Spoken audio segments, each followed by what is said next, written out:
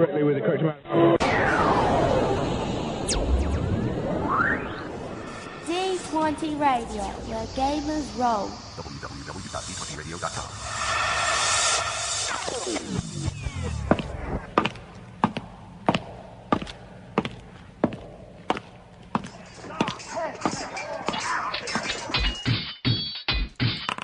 Roll for initiative. So Larry, what was it like when you were growing up in Kentucky, and going off to be an artist? Sounds like sort of a different way to grow up. It sure was, yeah. We when I was young, we lived. When I was young, I'm 62, so we're talking about the early 50s, right? Mm-hmm. And my father, after World War II, he got tuberculosis.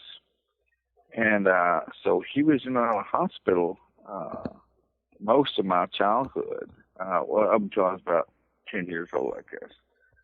And so he'd be gone for maybe a year at a time or so, and they would expect him to die.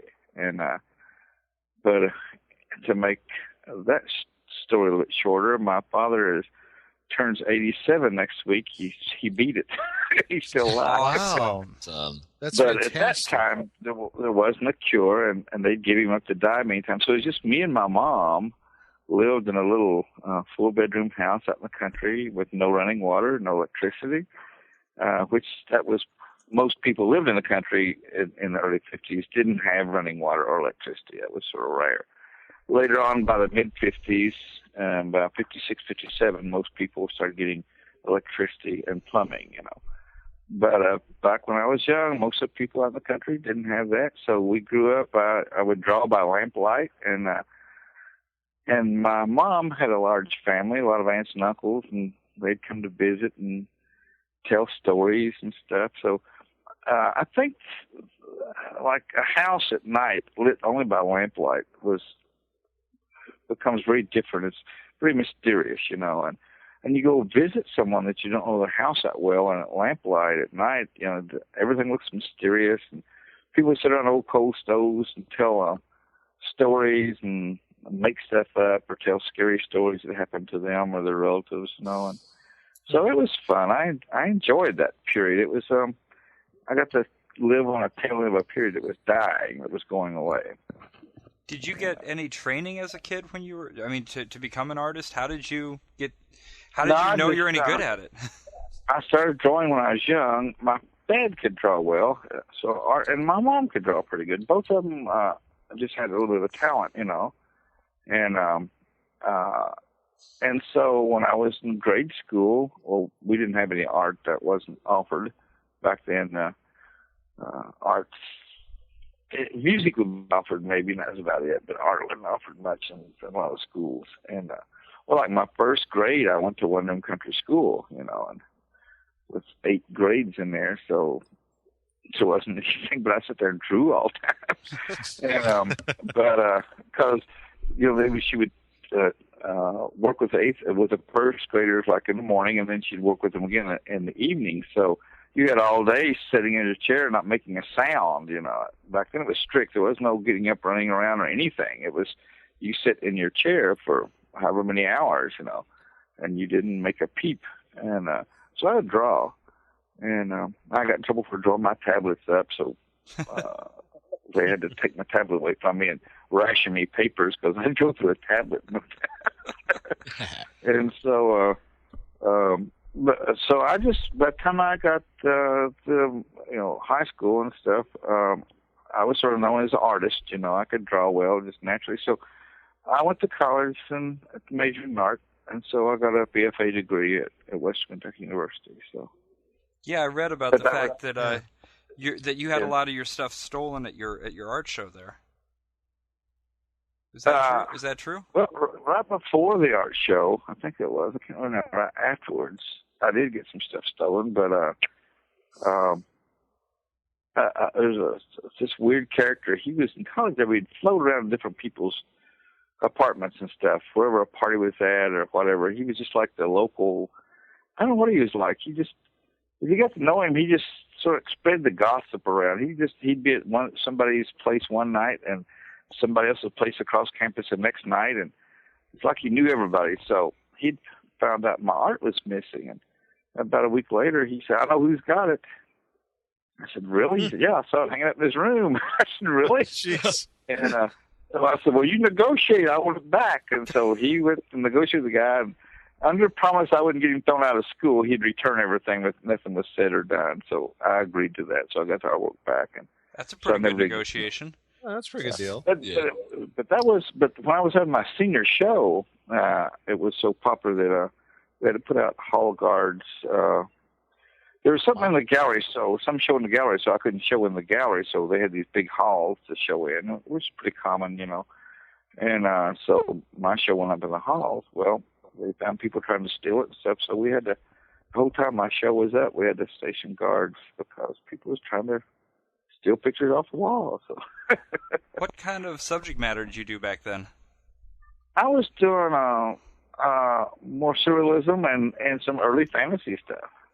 Oh, of course, really? my teacher didn't like the fantasy stuff, but they liked the surrealism. Yeah. I mean, were you looking at other fantasy artists back then? Well, this was in what, late 60s when my art show. It was like 69 or 70. I guess maybe it's the fall of 70.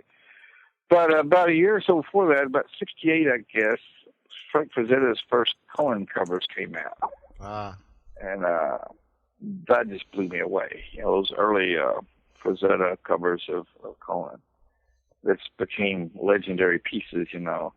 And those covers just blew me away. And really, I guess, got me more interested in the fantasy than anything. It's just like, wow. Because I always liked adventure and a good story and a good yarn. And the way I lived my life was always seeking adventure, you know, as a kid growing up. And out exploring cliffs and climbing them and live most of the time in the woods and crawling into caves that was unexplored and everything else. And wow. Luckily, I didn't kill myself doing it. But so when that introduction to fantasy just blew me away, like, this is the greatest adventure kind of stuff there is, you know. Read the Conan book. And shortly afterwards, somebody introduced me to do what? No, I was going to say, so not too soon after that, you had another kind of an adventure. I see that you were drafted into the Army, and you got to be an illustrator. Yeah. Well, what happened? Well, I was going to say before that, before I got to college, so a friend of mine, he read the Conan books after he borrowed them from me. I threatened to kill him if he didn't return them because of the covers, you know. And so he read those, he liked them, so he brought in another book later on. He says, "Here, we got to read this. It's called The Hobbit," you know. And those had just come out, you know, and so The Lord of the Rings, so I read all those. And I'm like, wow, this is cool stuff, you know. And so then, well, then I finished college, and I was drafted immediately because I was in the lottery when they like I see me drafted, and my number was like 54, and so when you live in a small town, you're gone, you know. So anyway, so I was drafted, and then when when you're going through basic training back then, you went to the area of what they call it, fill out your dream sheet. What would you like to do in the Army? Because about everybody's going to Vietnam, so it didn't make much difference what you told them, you know. So they want to go to Vietnam. I had friends there, and I had friends that was killed, and I also had a friend that was a tunnel rat, and I was a little bitty guy, and I sure didn't want to be a tunnel rat because he'd written letters home about, like, God bless, I don't want to do that. That's crazy. And so when I was filling out my dream sheet, I told him I was an artist. I'm like, oh, sure. I said, yeah, I'm just great, you know. I figured I had nothing to lose. What can they do? Draft me? I mean, I was already drafted, so. And so the guy pointed to a poster on the wall, like the Uncle Sam Wants You poster. He said, "Can you art that good?" I said, "Oh, yeah, no problem." I couldn't do that good, but I just lied, like, I can do anything, you know. He said, "Well, can you do any for the other poster?" I said, "Oh, yeah, no problem." He said, "I want to see samples of your artwork if you're that good." So I said, "Okay, well." So I was at Station Fort Knox, which is only about 50 miles from home, 55 miles from my home. And my dad worked at Fort Knox Civil Service. So I sneaked one night and called my dad. There wasn't cell phones or anything back then, so there was pay phones, and you wasn't allowed to use them. So I had to sneak out in the night and use one. I called him and said, probably meet me at a certain place and bring slides, 75mm slides of my college work. And so he did, and I ran and got them from him and ran back, and I got to show it to the people, and I became an illustrator there at Fort Knox for about a year, and then I went and got married. I thought I was going to stay there for my whole tour. I was just a 2-year guy, so. And then after I got married, they sent me to Germany, and so I was the combat engineer unit in Germany, but that was great. I wasn't doing any combat, so I eventually got my new wife, my bride, which we had been married long. She came to Germany, and she spent a solid year there. I was in Germany a little over a year, but that was neat. I got to see Europe and see castles and all this kind of stuff, take pictures, and it was a good experience. And then when I got out, the place where I worked at Fort Knox wanted me back, and so when I got out of the Army, civil service, I went back to the place I worked, and they hired me, civil service, and I would work there for the next 8 or 9 years, 8 years maybe.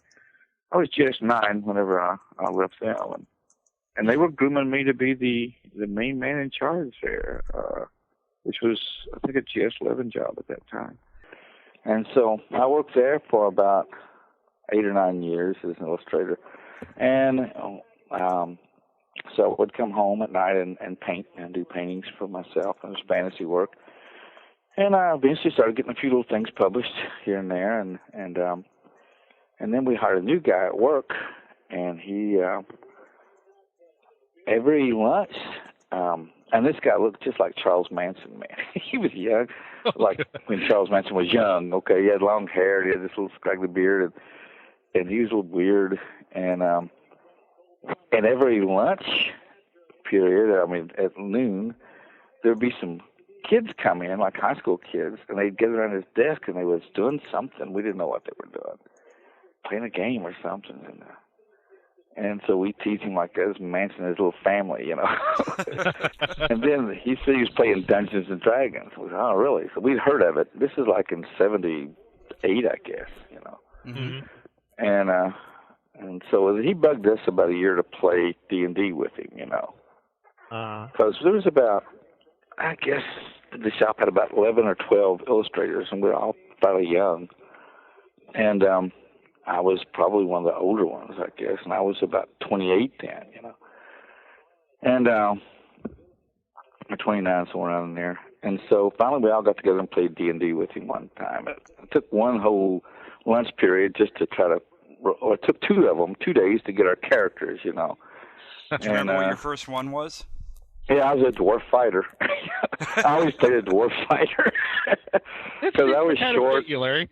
Yeah, I was short, stocky, and at that time I wasn't stocky. I was short and slim, but I guess I was sort of a scrapper and being short. I just played a dwarf fighter. Well, when we finally got everything rolled up and started on our adventure, and the first thing I did was try to kill a thief, and he used to, Vernon was a DM master. He was the guy running it, and he says, "No, you're supposed to work together to solve the problems. You don't fight among yourselves, We didn't know. We was trying to kill each other at first. And finally, but I didn't trust a thief, and I never did trust thieves in the games. Usually, in most games, I end up trying to kill a thief because they were usually stealing from us. And so. But anyway, we finally got the gist of the game, and we ran a game for a while, and we loved it. I thought it was the neatest game in the world. And so the guy Vernon, he was trying to, he was playing with the old books. The art was what art there was pretty bad, and the old first edition stuff, and so he was going to send in a portfolio to see if he could get work from them. I'm like, well. I said, there's a lot of good illustrators out there in the world. I said, they must like that primitive look because, they're pretty popular. They're publishing, and he thinks so. And so, but Vernon did more of a cartoony type work. And so the day he was sending his portfolio in, he said, well, you've got some stuff over there. He said, why don't I send some samples of your stuff in just to, and he said, I'll just add like a little note, say this is a friend that works with me, and then Larry Elmore, and this is his work. I said, I don't care, okay. So I did, and then about a couple of weeks later, they called me and wanted me to do a freelance job for them. Well, that really pissed Vernon off because they didn't call him, and he introduced me to D&D and everything else. I felt bad, but it's like, well, But my work was more realistic. His stuff, and this is before anime. I mean, he'd never seen the anime, but his stuff looked like anime. So that wasn't, it wasn't even really known then. I don't guess not. This is like 78 or 9, and or it's probably 79 or 80. This might be 80 by now, because it took him about a year or two to finally convince us to play the game. And so I did a freelance piece. Of course, Vernon hated me after that. I lost a friend. But 30 years later, we 20-some years later, we met again, and everything was fine. So well, that's good. See, time heals all wounds. Yeah, it healed all wounds. Wounds all heals. You get the TSR hobbies, and I guess you eventually get a full-time gig with them in their art department, right? Yeah, after I did a freelance piece, they called me and wanted me to go to work for them. Well, I had about 8 years in it for Knox. I was GS9. They were grooming me to be the top man, and I didn't really want to leave. I said, well, why don't you just let me work for you freelance, And I said, I got time. I can do it on the side. And then they sent, at that time, Kevin Bloom was the president of the company. The two Bloom brothers and Gary Gygax would take turns being president. And it was Kevin's turn to be president. So he flew down here to Kentucky. I picked him at the airport. And he came to my house and set my table and said, look, we'll hire you. And give me an amount, which blew my mind, at that time. You're talking about, well, he's going to hire me at $40,000. And I was at GS9 making about $20,000. And I thought I was doing good, This is in 78, so that's like unbelievable money, to me. And he said I said, well, my wife works, and he asked how much she made or something. He said, well, we'll double her salary. So he did that. I'm like, wow. So I said, well, I just bought a new house. He said, well, we'll buy it and sell it for you.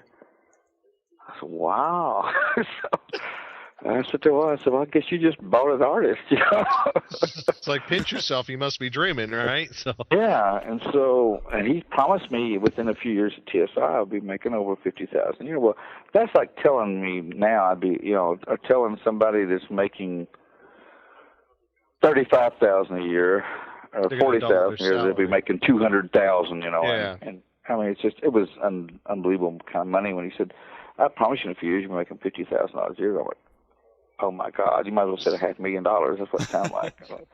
I can't believe that. And sure enough, now TSR never did pay me a lot of money on salary, but I had the opportunities to freelance for them too. You can pick up money on the side. So with that and everything else, within 2 or 3 years, I was making over 50, 60, 70, $1,000 a year. So I was doing really good. And, but yeah, they moved me up there and went to work, and it was fun. I really enjoyed it. It was great. I mean, your style really came to define a lot about TSR back then. So it's they did the right thing. Well, I guess what it was, I had painted enough that I did have a style. I mean, I took art seriously, of course, and I mean, I was still pushing really hard to learn to paint better, Mm-hmm. Actually, when I first started working at TSR, I actually had to back up as far as I painted a little bit worse because the deadlines, until then, I never really painted under a deadline, I do my own thing, Mm-hmm. And so they'd give you a deadline, so I had to push it, so I had to cut corners. And a lot of my early art looked more like colored drawings, Mm-hmm. I was really, my talent really lay more in my ability to draw. I could draw easily and well.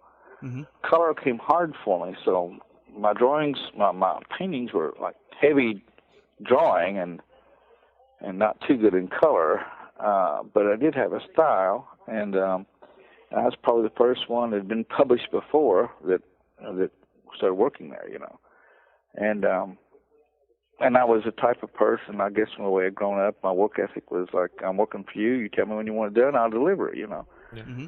And that's how most of the artists were at TSR too. That it wasn't long until we hired Jeff Easley. I knew him before he went to work there. We had met about in about 78 or 79. He just got out of college, and we went to a first convention together in Louisville, and a fantasy convention, and we're like, wow, this was pretty weird, but it was neat, and I sold some original art and loved it, And so Jeff went to New York to try to make it there, and he was up there pretty much starving with his family, and he had a wife and a little boy, and so he called me up. He said, after I got on at TSR, he said, you work for that company, that game company? And I said, yep. And he said, well, how are they treating me? I said, they're treating me great. He said, do you think they'd hire me? I said, shoot, yeah, they would. I said, you just send us sample. I said, now, listen, they tell you how much money you want. Tell me you want, let's see. No, they started me out at, maybe just, no, I think they started me out at 40,000. I told them 40,000. I told him what my salary was. I said, ask for that amount of money. He said, oh, my God, I can't ask for that. Yeah. So they got plenty of money. They'll pay you for that. And so they flew him down to Lake Geneva for an interview, Yeah. And they talked to him and everything. I wasn't involved, and I got to visit him a minute. And so he goes back to New York, and after he's gone, our art head of the art department, he came talk to me. He said, we really like his art. We want to hire him. I said, well, good. I said, he's a good guy. And he said, well, we asked him what he wanted, what kind of salary he wanted. He said, 7,000, I think it was, or 8,000 a year. And he undersold himself. And they said, I said, well, damn him. I said, I told him to ask whatever my salary was then. I think it was 40,000. I told him to ask what I made. He said, well, we counter offered with 17,000. He agreed. Oh, geez, he way undersold got himself. The negotiations all backwards. and then he said, well, what we'll do is probably we're going to raise him up to your salary once he gets you after about 3 months. See how he does. So he did. Within 3 months, he was making what I made. So he was happy as he could be, So it turned out pretty good. What was it physically like in there? In the offices.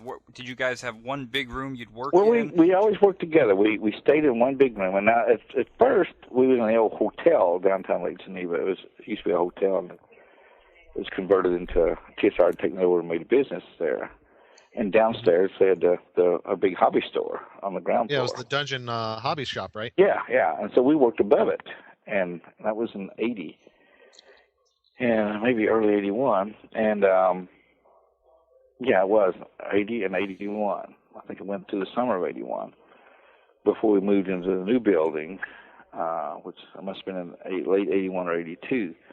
But we were scattered. We was all crammed in about 2 rooms, all the artists were. But they were all connected right there. And then when new building, we wanted to be in the same room. We all want to be together. So in a year, within a year, they'd hired, of course there's Jeff, then they hired Clyde Caldwell, then they hired Keith Parkinson about 2 or 3 years later, a couple years later.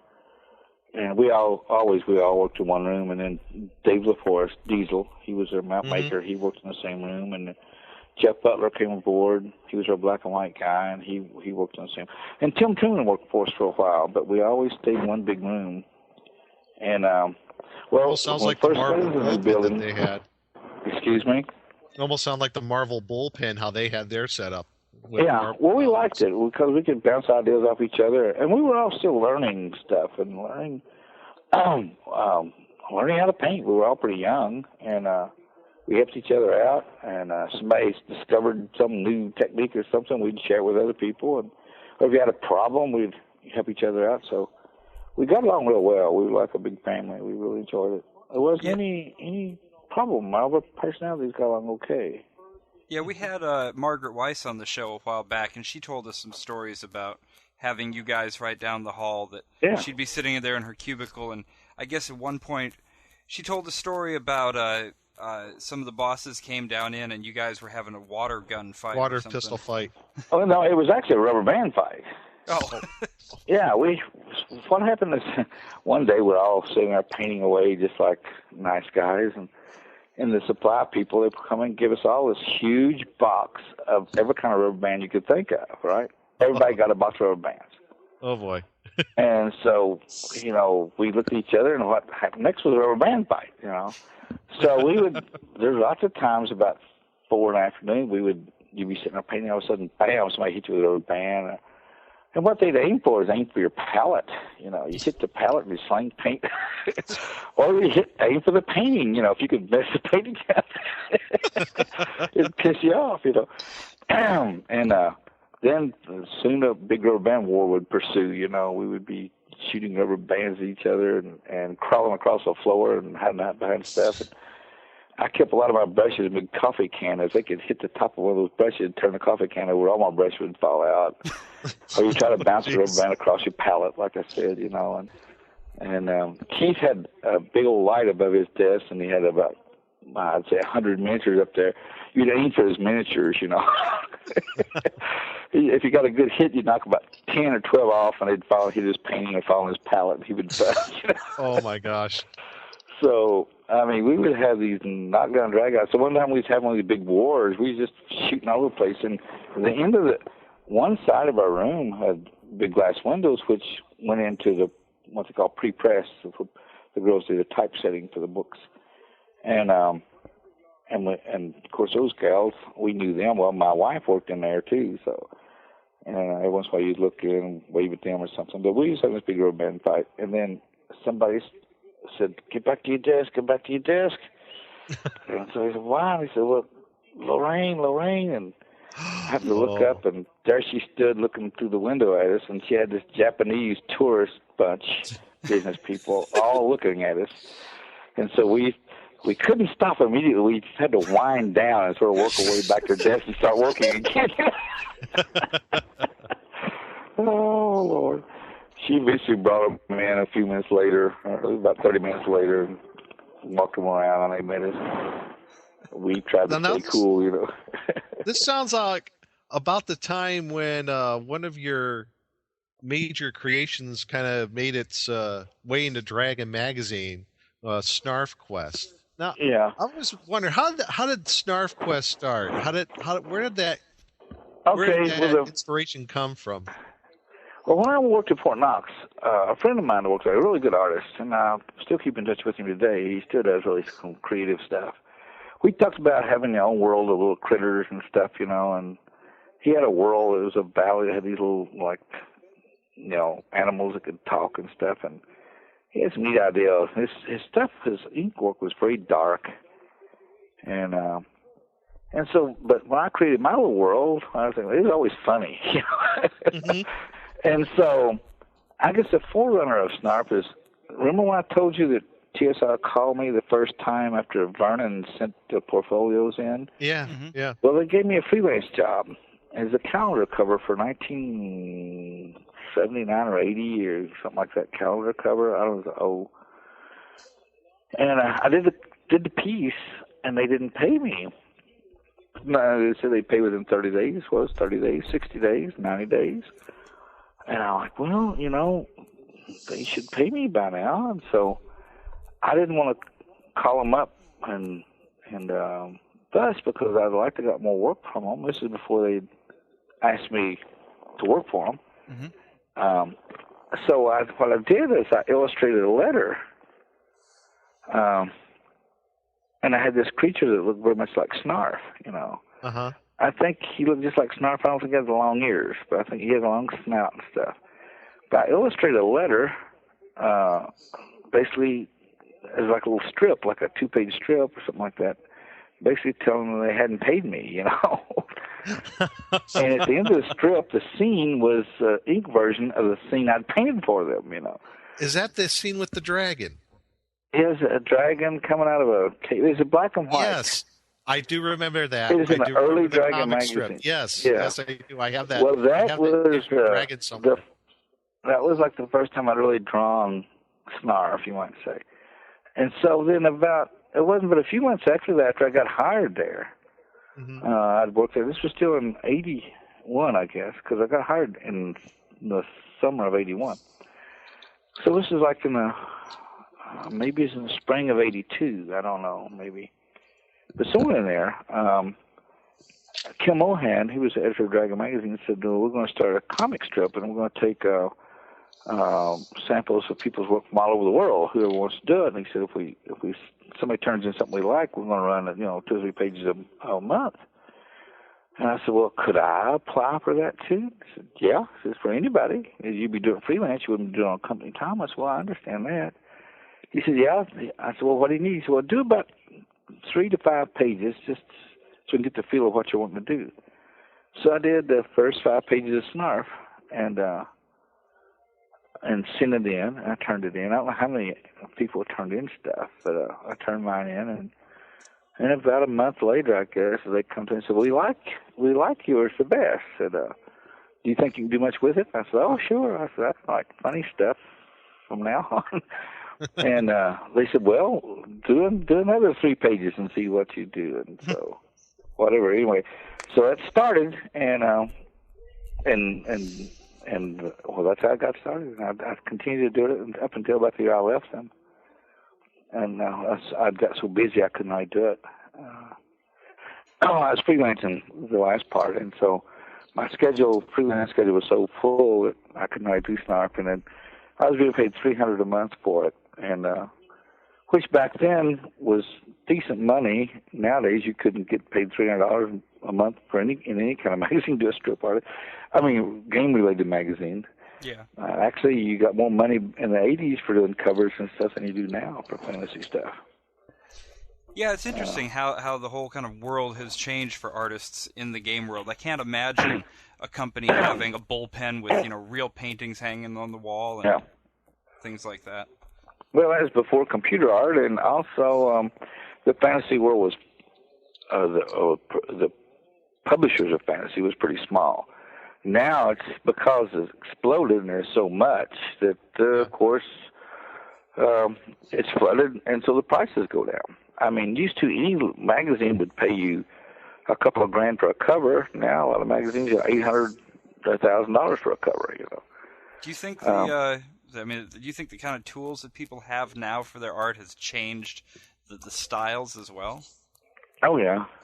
I mean, computers has done wonders it's changed everything, and your oil painters, the people that still paint with oils, there's a new breed coming up, and they paint like old masters, like Donato Giancola and that bunch, Mm-hmm. But there are few. There's not as many painters, but he's one of the, I'd say, head of this young elite bunch. I think they're really great painters, Can you give me his name again? I want to make sure that everybody knows who we're talking about. Donato Giancola. Okay. And he's got a website, but he does really great work. And he got his start doing magic cards, but he paints like a master, like an old master. And, now that's the funny thing. There was some good work with the magic cards and stuff, but now we were just noticing this because I'm over with some friends of mine today playing this game Rogue Trader, which is from the Games Workshop, and we're looking at the book and saying how all these things that are coming out right now, especially from Games Workshop and from Wizards and stuff, it looks like the artwork all came from the exact same person. Like it doesn't have any of that old oil feel. Well, I think, and I got my own little philosophy about it. And first of all, I don't have a jihad against computer, okay? Some artists do. Right. And I got a good friend he's got his own personal jihad against computer art, and I won't mention his name, but I've told him before, I said, it's here to stay, it's because it's a cheaper way of producing the art, and it's a cheaper way for the publishers, everything, it saves time, and you can do, right now with the prices in fantasy that you get for cover work, for like a regular book cover or something. It hasn't gone up since the 80s, okay? If anything, some places it's gone down. So back then I could do, let's say, 3 paintings a month, 2 to 3 paintings a month, and I get between $500 to $3,500 a painting. You're making good money. Okay, nowadays with the prices and the living expenses and stuff, if you're trying to have a family and live a little bit, of course I work myself to death literally. I worked too much back then. 2 paintings a month is still working hard. Sometimes I do 3. And they're quality paintings, so it means I was working way too many hours to stay healthy. So I had a stroke at 40, and I've had some heart attacks since. So I've paid for it, But now, as an oil painter, if you're not one of the elites that's getting a lot of money for your oil paintings, you couldn't really make it. If you did 2 paintings a month and was only paid $800 or $1,000 a painting, that wouldn't, you couldn't survive. You couldn't support a family, whereas I could back then. So with computer art, you can do a lot more work. You can crank out more pieces, even if it's not top dollar. You just produce faster, so you can survive. You can make a living and pay your insurance and take care of your family. But it's hard, especially in the fantasy world. Unless, like I said, you're part of just a very few people that's known or that's made it. For young artists to make a living at it, it is rough. It's very rough. Of course. So the computer is here to stay. Yeah. And I mean, it does maybe create. There are some new opportunities for artists, whether it's in the world of video games or film. I do want to just kind of jump in with a question that one of our we asked some of our listeners if there's anything they wanted to touch on, and one of them said, he said, "Could you please ask Larry? He must know how John Howe and Alan Lee went from illustration to working on the Lord of the Rings movies." So, and he's asking, what do you think about making the move into film type of work and the opportunities for other young artists for that? Well, if you can, usually, from the best I know, I've sort of always avoided. I've never made a conscious effort to get involved with Hollywood at all because. So anything to do with what you saw Gary go through? Well, it's just a lot of people have gotten burnt and stuff. So I knew, and I mean, if you did something a one-time thing and got out of it or something, that's okay. But to get involved too much and start depending on them, you're in a high-risk business to begin with. You're just rolling the dice even more. Hollywood can be tough and cruel, so I just didn't want to. I was busy and I had plenty of work, so I never did try it. What few people I know that did get involved with Hollywood stuff was director or somebody, or a producer, whoever be in charge of the visualization of the movie, okay, would maybe know an artist that liked their work and call them up or something and say, would you like to do this? Once they got enough funding, they knew that the movie might come true, might be made, so they would contact an artist. And so you took like Alan Lee, some of these guys, if they did, they might have stopped and did so much work and got paid for it, and that's great, and then they go back doing their thing. That's a good way to do it. I was always leery of trying to. I've known artists that went to Hollywood and tried to make it there with their art and movie stuff, and some of them has survived, and some of them went totally busted and had to come home. I mean, it's risky. Yeah. I told my wife over 20-some years ago, I said, let's pretend that all this fantasy art is like the movies, okay? I said, I don't want to be a shooting star. I said, I want to be a character actor. I said, because these old character actors, even if you don't know their names, they're still acting at 80 years old, They're in it for the whole lifetime. And you know what I'm talking about. You'll see these familiar faces, you might not know their names, but they've been in every movie just about you've ever seen, I said, those guys are still working. That's what's important. Some of these really hot shots, once they lose their looks or their things fade, sometimes they're real popular and they're gone, or they got to keep making their comebacks, Do what? Yeah. That's an interesting philosophy to have about and so that. My goal was to be a character actor, and it sort of worked for me. I just stayed busy and kept working and done a little bit of everything, and so even today, when I've got one foot out of publishing. I'm still doing work for publishers, a little bit. And I think well, it's in your blood. It's kind of ironic for you to say, because I'd say that out of the large number of illustrators that there were at that heyday, you're one of the names that has kind of become synonymous with the genre, and you've actually ended up standing out. Well, I've been lucky, put it that way. And I think what it is I know when I was young, your whole goal was to get that snowball going, to get known and get it out there, and you're pushing and you're doing every kind of job you can think of just to get known, get visible. Because visibility is job security, That's all you're wanting is job security. You got a wife and 2 kids and a house and cars and all this and insurance and everything else. So, my God, the only way I knew how to make a living was paint and draw. So I was pushing hard and working, I'd worked 90 hours a week for years and years, and you had no life. You just worked so that hopefully enough people would see your work and like it to where you'd have job security, where if you keep doing it, that's, like I said, I only had one way to make a living, and that was it. I always tell people if it's not doing pennies or something, I might as well be a Walmart greeter, I wouldn't be very good at that. I would. Have you ended up kind of? Go ahead. Oh, I'm sorry. Well, it's like when you're talking like you just kind of wanted to be like the character actor of fantasy art, yeah. But you did, in a way, you have keeping in your way, kind of keeping kind of low, not making a big fuss about yourself, but just doing the work and doing what's expected, but. Through that, you helped define one of those things that came out of TSR Hobby was the Dragonlance series. Yeah. Now, how did that happen? How did you? That was pure luck, how did they approach you and say, you know what, Larry, we want you to do this. We want you to define the look of this whole world. Well, the first year I worked at TSR, I was in. Well, it was in the fall of, and I started in the fall of '81, and it was probably during that winter of '81, and '82 that Harold Johnson, he was the head of the writers, editors, whatever, game designers. He was the boss of that department, and they'd hired a new guy, Tracy Hickman. He came in a month or 2 after I came in. They hired him as a game designer.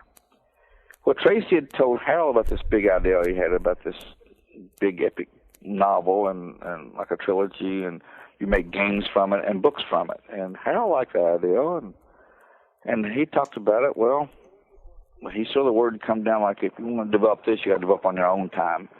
Because basically, I'm not saying anything bad about Gary, but the way it operated was, at that time, most everything came from Gary. Right. If it's all done in the World of Greyhawk and I had AD&D attached to it, or I think it was, if it was that way, then he also got a personal royalty, too, besides his shares of the company and everything. So he was making extra money. And so basically everything had to be done within his world. Mm-hmm. So what Tracy was suggesting was creating a whole new world, and from the creative department of TSR, not from Gary. Of course, they'd be using AD&D rules, and so it was looked at as an uphill battle. So Harold came to me. He said, "Well, would you work on some of this on your own time?" I said, "Well, what kind of project is it?" He said, "Well, we'll meet at your house and tell you." So I had a studio in the basement of my house. That's where I worked all the time. So when I quit, when it's time to go home at TSR, I'd go home, eat, and then go downstairs in my studio, and I would paint till 1 or 2 in the morning. That was just my life. And so they came over one night down the basement, and basically Harold and Tracy told me the whole big epic story of Dragonlance, which was basically the first 3 novels. That was all it was intended to be to begin with, was the first 3 books, chronicles. And I said, "Man, I like it. You know, it sounds neat." And they said, "Well, would you do us? We got to sell this idea to the board of directors." And said if they like it and vote for it, vote Gary on it, then we'll be able to do it. And it's a fun project. So I did some little quick art pieces for them to show as for the presentation. So I was involved early on, and I went to the presentation, and Tracy and Harold did a great job of selling it, and I did what I could, and Gary even liked the idea after it was all said and done. He thought, that's a pretty good idea, so we got to go ahead, Wow. And so when they said do it, I sort of inherited the job as art director. And during that time, while this was going on, we lived hard.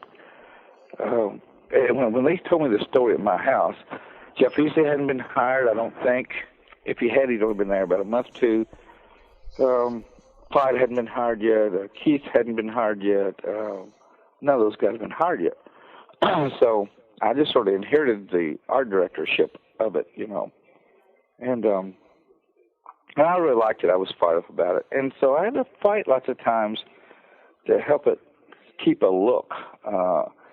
There's a lot more of a Celtic design on the early stuff and everything, and that was me, because when they got to getting groups and teams together to design this and that, and some of it sucked so bad that I just sort of took it over and said, we'll go with the Celtic theme, and I worked with Jim Rosloff. He was the head of the art department then, and he's the one that did the big Dragonlance logo. And I told him, I said, we want it. So a Celtic design, we'll run a big lance through it, and I'd already designed the Dragon Lance.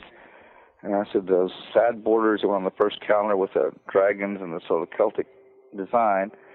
I can't remember if I designed that or he designed that, but I sketched some stuff out, because the first designs for the Dragonlance look would look like something like what I call a Farm Bureau calendar. It just, I don't know.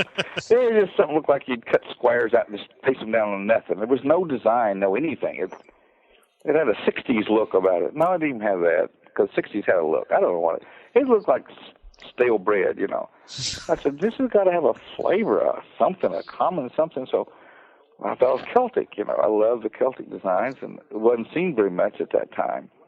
And so I sort of got that look, and I tried to make people, whoever did a character for the first time, if you painted like, I don't know, with me, I painted some of the characters for the first time.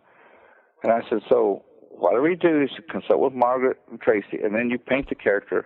And then from that point on, we'll all try to look at it and paint them the same way, so we have a consistent look. And so some of the artists really cooperated well doing that, and some of them not so well, but we managed to keep a basic look to it. I don't say we did it, but we did. I know sometimes it was a hard fight.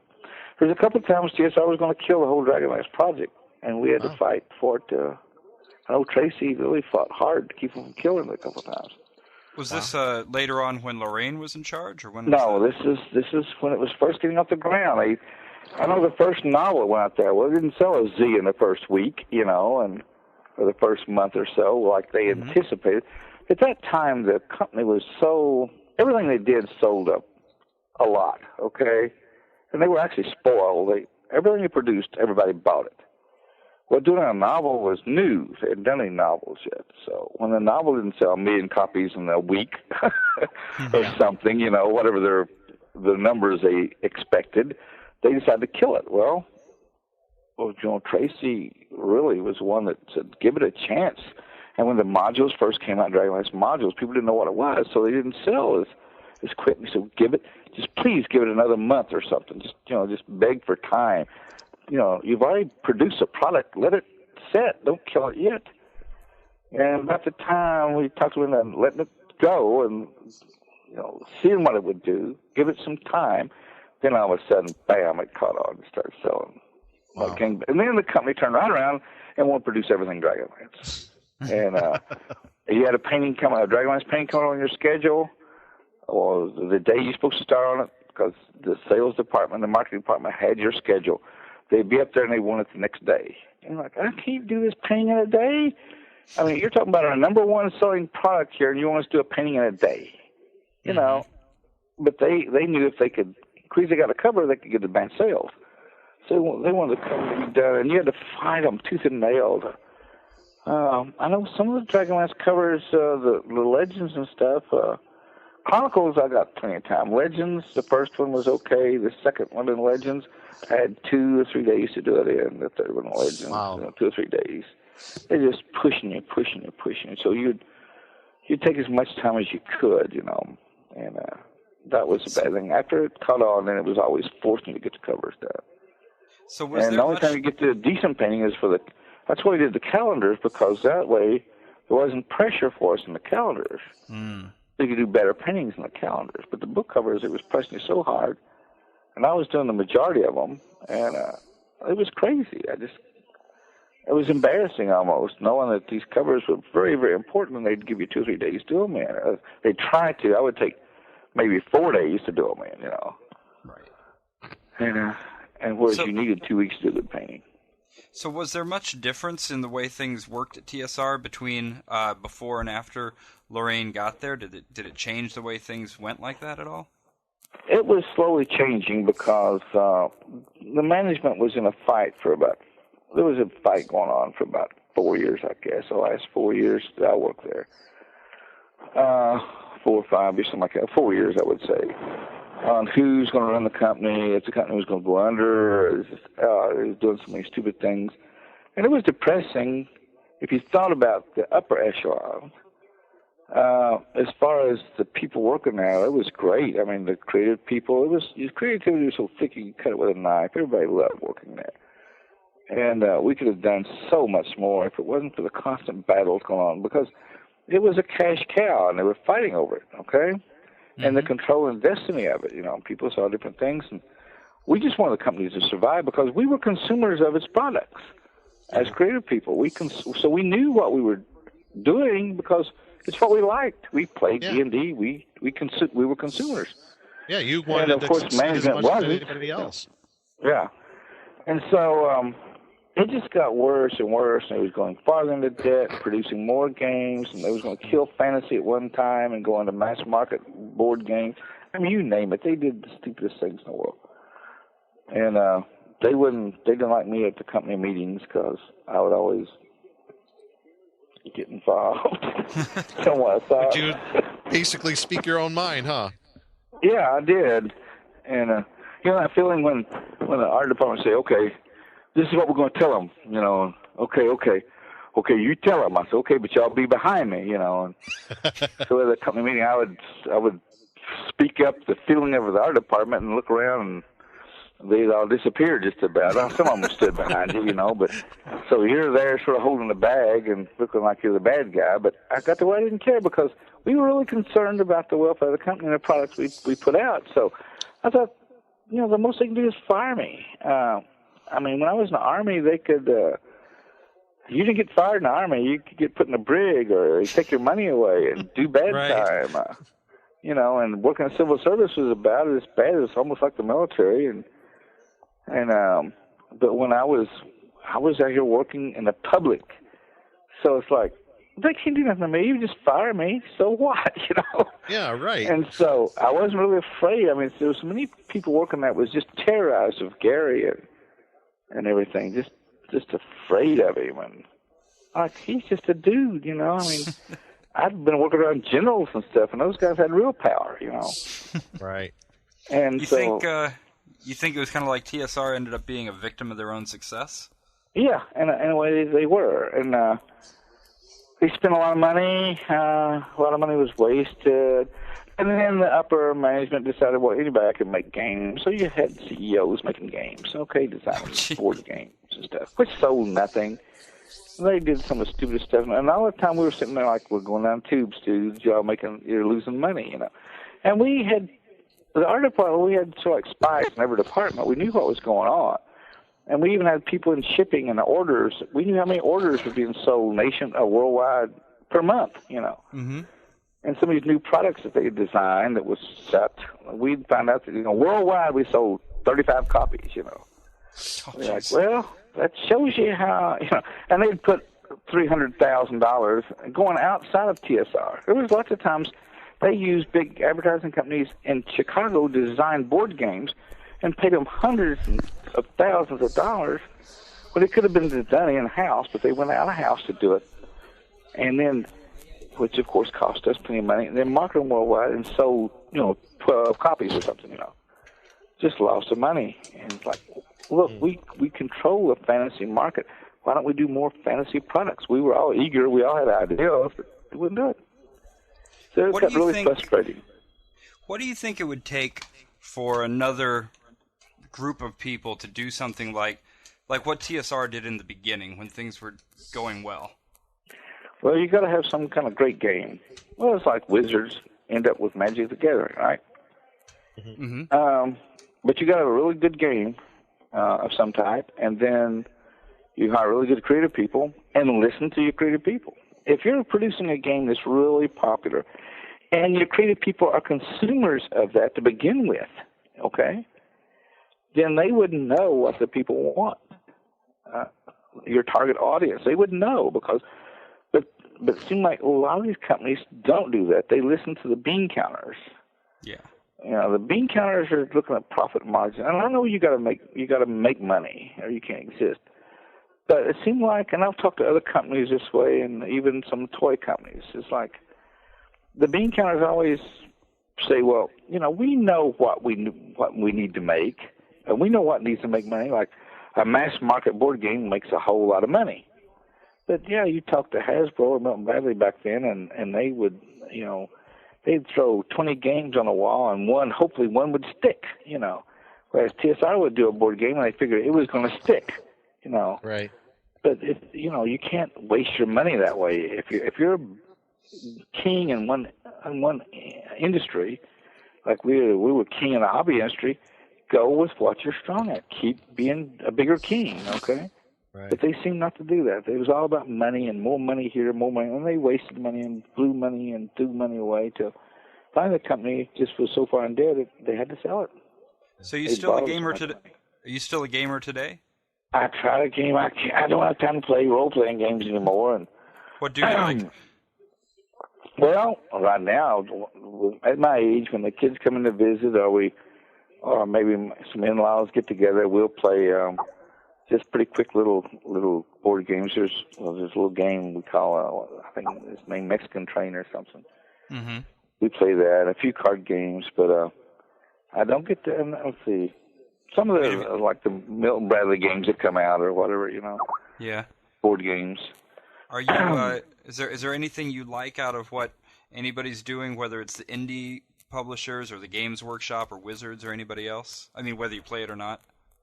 Well, I think there's some good games. Well, I did a cover for a board game called Defenders. Uh-huh. And then last year they introduced it Origins, and I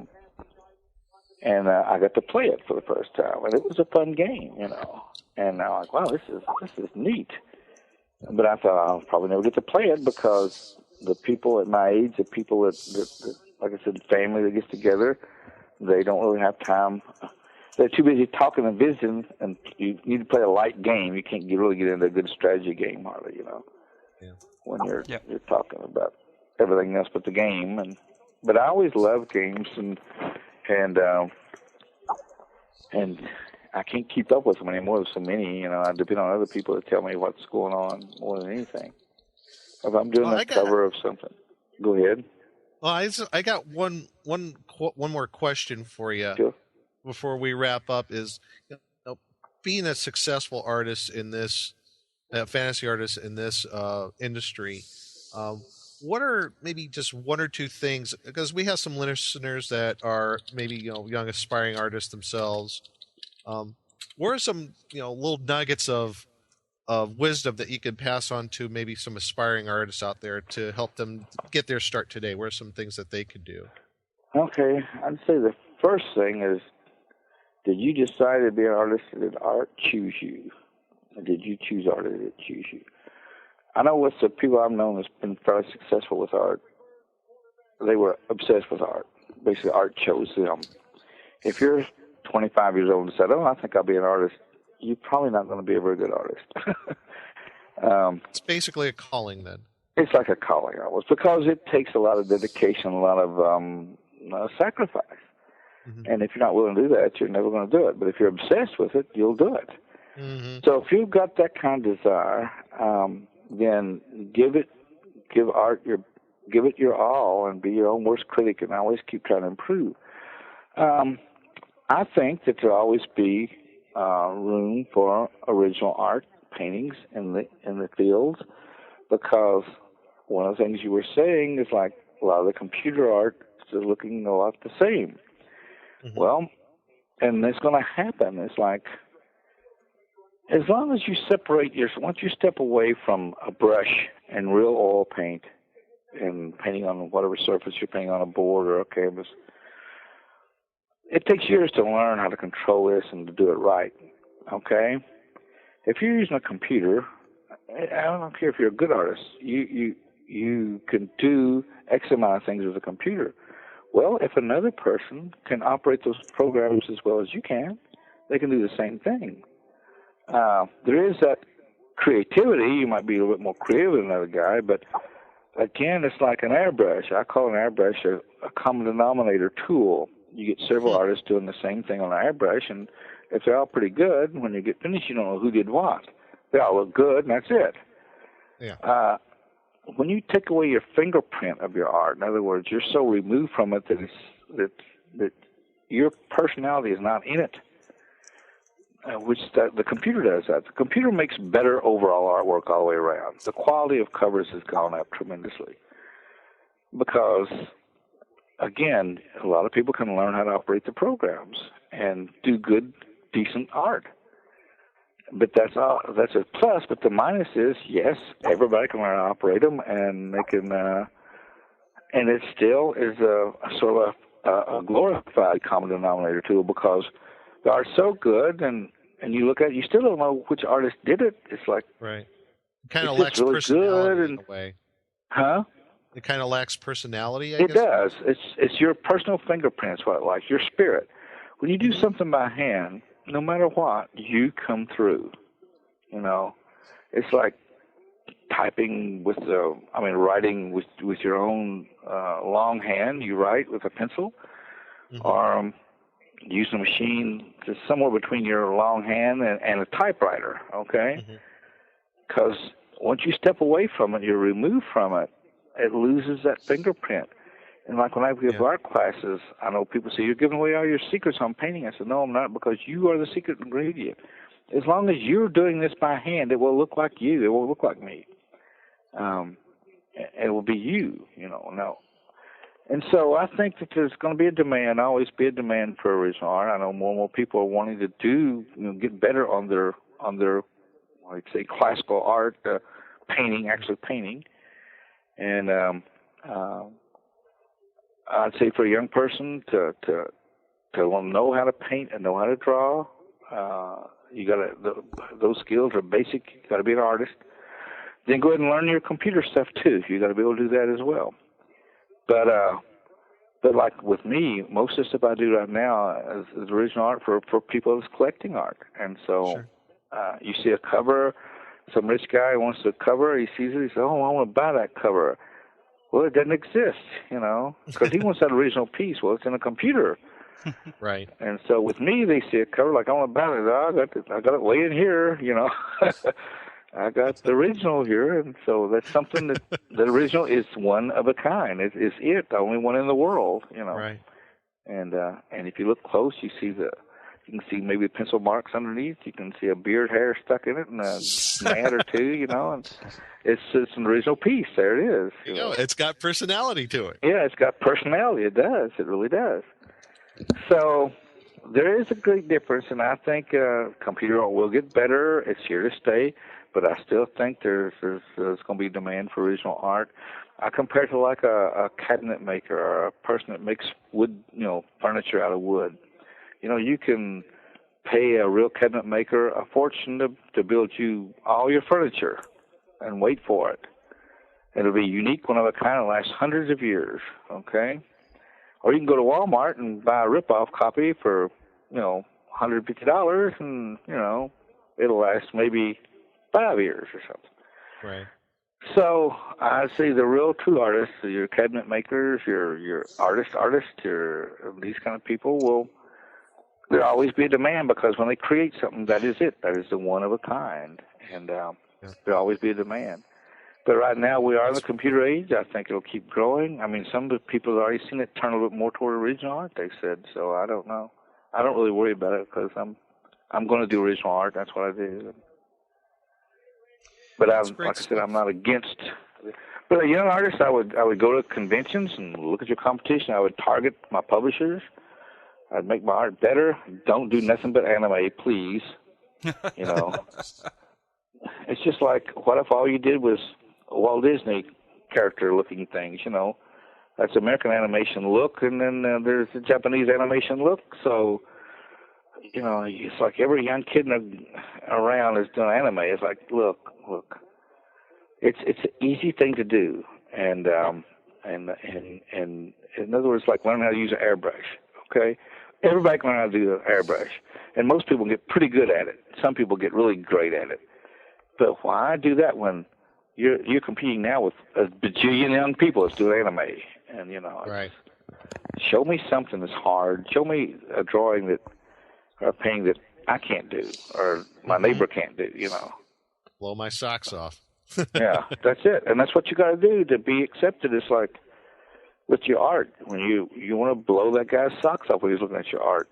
It's like music. If you just did somebody else's music all the time, you know, how do you break in the music industry? Mainly, you do some good original songs, and you can play really good, and you're tight, and you sound professional. It's original, and I'm like, wow, this is good, you know, because there's 8 million little garage bands just playing everybody else's songs. It's pretty tight, you know.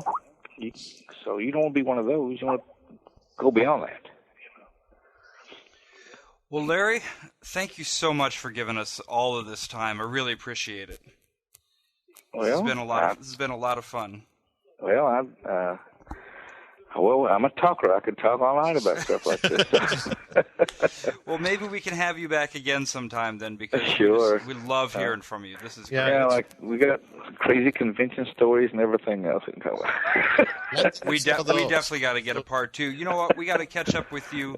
Will you be at GaryCon this year? Do what? Are you going up to GaryCon? No, I'm probably not going to be able to make it. Okay. I'd like to sometimes. Maybe we'll catch you at one of the other places. Perhaps we'll catch you at Gen Con or something like that. Yeah, I'm going to Gen Con, Dragon Con. I'll be going to Chicago Comic, whatever that is, in August this year. Okay. Cool. So. Well, thank you very much, and go Packers, all right? All right, that's right. All right, have a good night. All right, you guys take it easy. All right. Thank you, Larry. Bye now.